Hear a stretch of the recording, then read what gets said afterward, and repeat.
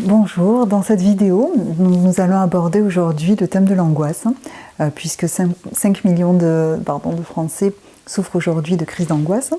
Donc 17% des hommes, 34% sont des femmes. Nous allons voir plus loin pourquoi. Nous allons traiter, donc dans cette vidéo, ce que nous ne traiterons pas, c'est la phobie.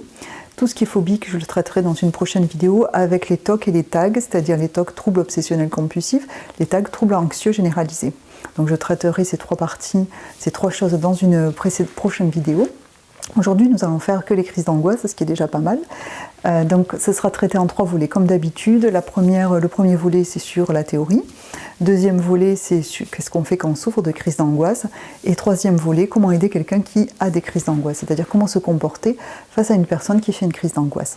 Donc il faut savoir en fait qu'il y a 4 facteurs, c'est plurifactoriel, le développement des crises d'angoisse, et il y a 4 facteurs qui sont responsables. Donc ça peut être d'un point de vue physiologique, les accouchements, on va dire les grossesses, la ménopause, l'adolescence chez les adolescents. Donc ça peut développer des crises d'angoisse. Il faut savoir aussi si les étapes veille-sommeil sont perturbées, notamment si vous faites les 3-8 ou si vous avez des insomnies, ça peut être responsable de crises d'angoisse. Donc ce qui est physiologique, notamment les carences en neurotransmetteurs. Et les carences en magnésium. Et vitamines B6, B12 peuvent provoquer des crises d'angoisse. Ça, c'est d'un point de vue physiologique. Après, il y a d'un point de vue psychologique. Les deuils, par exemple les licenciements, les mariages aussi. On peut aussi... La retraite, le fait de partir à la retraite peut provoquer des crises d'angoisse. Tout ce qui est bouleversement, on va dire, psychologique. Le médical, ce qu'on a constaté en fait, c'est que si vous subissez des interventions chirurgicales, ça peut être un facteur favorisant. On sait que le plus favorisant étant le cœur et le cerveau. Si l'intervention porte sur le cœur et le cerveau, vous avez plus de risques de déclencher des crises d'angoisse par la suite. On sait aussi qu'une hyperventilation, il y a des gens qui ne savent pas bien respirer, qui respirent en hyperventilation. Ça, c'est favorisant des déclencheurs de crises d'angoisse. Il y a aussi une autre zone qui s'appelle la toxicité. Donc ça peut être certains médicaments, comme les benzodiazépines, qui sont des anxiolytiques, notamment le Lexomil, qui peuvent être des favorisants de crises d'angoisse, surtout lorsqu'on va essayer de s'en séparer, puisque ça va faire un petit peu comme si vous preniez de la drogue, malgré que ce soit différent bien sûr sur les zones du cerveau. Donc les facteurs favorisants en toxicité, eh bien, c'est le cannabis, les autres drogues aussi, mais le cannabis est un grand favorisant de crise d'angoisse. L'alcool aussi, l'abus d'alcool peut être un favorisant. Et on sait aussi que si vous essayez, notamment chez les benzodiazépines, notamment le Lexomil, si vous essayez de l'arrêter d'un seul coup, vous pouvez avoir de grosses crises d'angoisse. Donc il faut vraiment suivre le protocole d'arrêt qui est vraiment tout doucement. On ne les arrête pas comme ça, comme les antidépresseurs, pareil. Donc ça peut être des favorisants de crise d'angoisse. Maintenant, nous allons passer donc à la deuxième partie qui est qu'est-ce qu'on fait quand on a des crises d'angoisse. Comment, en fait, il ne faut pas essayer de juguler. On va apprendre bien sûr comment, mais il ne faut pas essayer de les juguler quand elles arrivent. Il faut les juguler en amont. C'est-à-dire que la première chose à faire quand on souffre de crise d'angoisse, c'est apprendre à respirer. Il faut aller voir sur Internet et apprendre à respirer avec soit la respiration ventrale, soit la respiration diaphragmatique. Pourquoi ? Parce que c'est la seule qui permet de récupérer une crise d'angoisse et de limiter les crises d'angoisse au quotidien. La deuxième chose à faire, c'est de faire de la cohérence cardiaque 3 fois par jour. Parce que rien que ça, en fait, ça permet de calmer l'amygdale qui, du coup, ne va pas s'accélérer et déclencher des crises d'angoisse. Et ça permet déjà de maintenir, on va dire, un niveau de non-stress dans le corps qui va permettre que les crises d'angoisse ne se déclenchent pas. Ensuite, il faut bien s'alimenter, c'est-à-dire manger beaucoup de fruits et de légumes à cause des vitamines qui sont dedans, puisque la plupart du temps, les gens qui font des crises d'angoisse sont carencés en magnésium et en vitamine B6, B12. Donc en fait, ce qu'il faut, c'est bien s'alimenter. Ça, c'est important. Ne pas être en hypoglycémie. Ça aussi, c'est important, puisque l'hypoglycémie favorise les déclenchements de crises d'angoisse. Donc ce qu'il faut, c'est essayer de faire des repas réguliers et de s'alimenter convenablement. Ensuite, il faut faire du sport et sortir tous les jours. On ne le dit pas assez, mais vous avez besoin de soleil comme tous les êtres vivants. Et donc il faut aller se balader tous les jours, ne serait-ce que 20 minutes. Et si vous ne pouvez pas faire de sport, en tout cas, il faut marcher. Ça, c'est hyper important. Après, une fois que vous avez mis donc, la cohérence cardiaque, la technique de respiration, l'alimentation, il faut bien dormir. Si vous avez des problèmes de sommeil, c'est ce qu'il faut régler en premier. Je crois que ce qui serait intéressant aussi, c'est de faire le test des neurotransmetteurs. Donc, je crois qu'il est en ligne avec le docteur Braverman, c'est gratuit. Vous faites ce test et du coup, vous savez quel neurotransmetteur, on va dire, de quel neurotransmetteur vous êtes carencé. Et à partir de là, vous pouvez racheter, puisque ça se vend dans les magasins bio, ça se vend dans les pharmacies, les neurotransmetteurs, ce sont des molécules qu'on fabrique nous-mêmes. Donc c'est pour ça que c'est vendu en vente libre, il n'y a pas d'accoutumance, mais par contre ça peut bien vous aider à récupérer si vous êtes carencé des crises d'angoisse. Il y a quelque chose que je n'ai pas dit aussi, c'est qu'il est préférable, lorsqu'on fait des crises d'angoisse, de faire une cure de magnésium.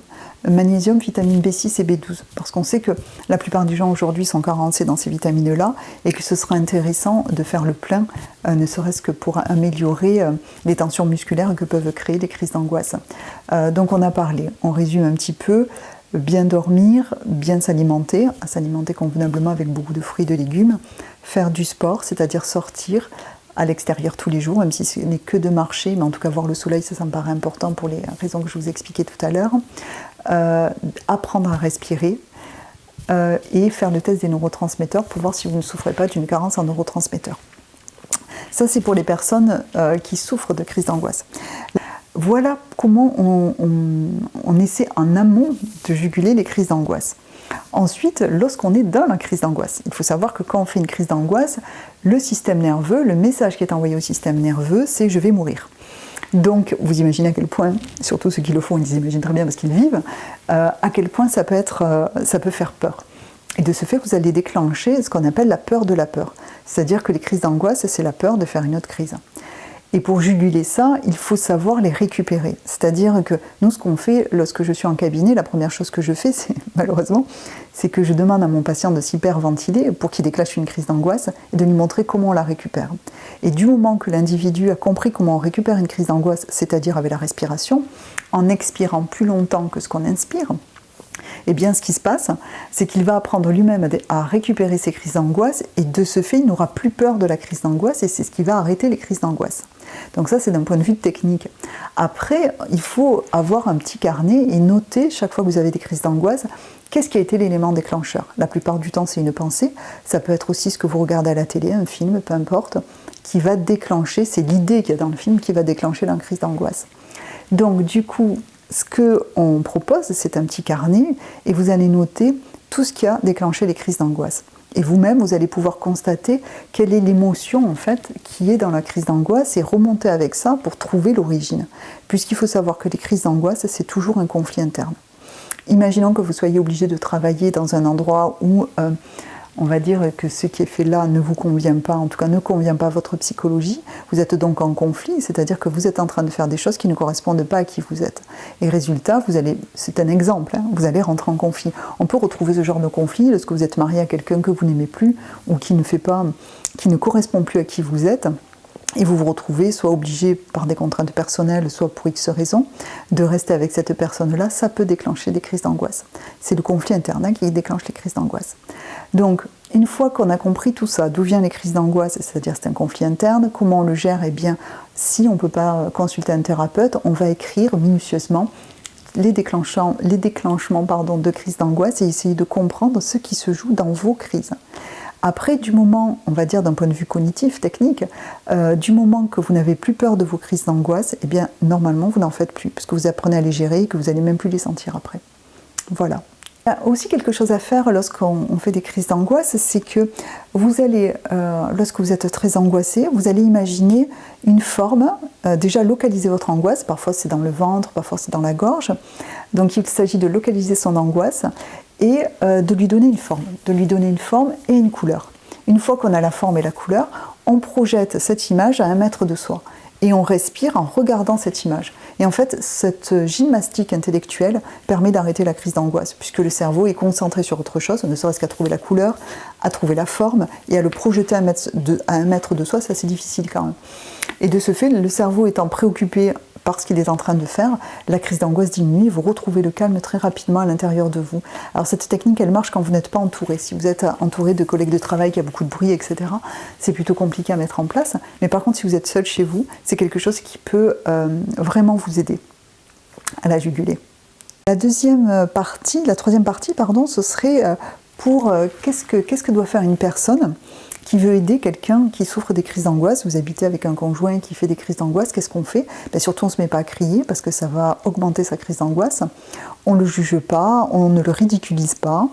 On essaie, la première chose à faire, c'est soit vous pouvez lui tenir la main, je ne sais pas si c'est votre conjoint ou un collègue de travail, c'est déjà d'avoir de l'empathie pour la personne.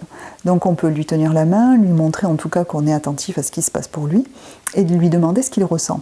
Le fait de parler de ce qu'il ressent, ça va pouvoir mettre des mots sur son émotionnel et du coup mettre une certaine distance. Ensuite, une fois qu'on a parlé quelques minutes de ce qu'il ressent, de pourquoi il fait des crises d'angoisse, depuis quand ça s'est mis en place, etc., déjà ça va apaiser l'autre personne. Et après, on va commencer à parler de sujets un peu plus légers et on va faire diversion.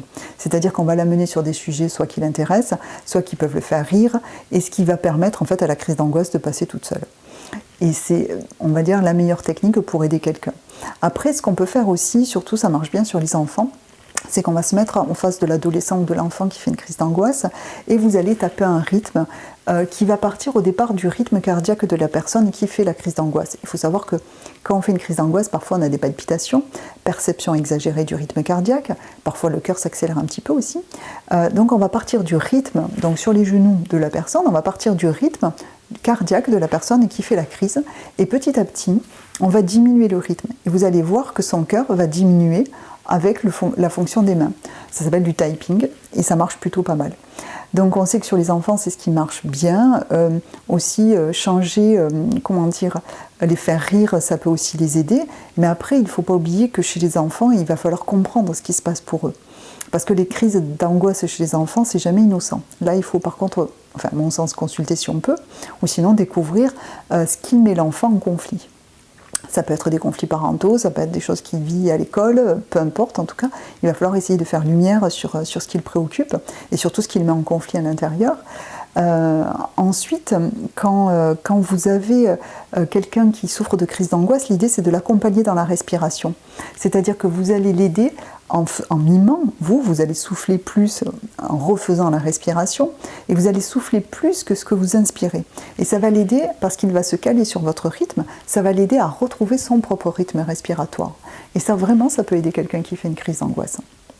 J'espère que cette vidéo aura aidé le plus grand nombre. Je voulais aussi vous transmettre un message, c'est que j'ai beaucoup de personnes qui m'envoient en personnel sur ma page Facebook Pro des questions qui sont, je trouve, intéressantes et qui pourraient intéresser les autres.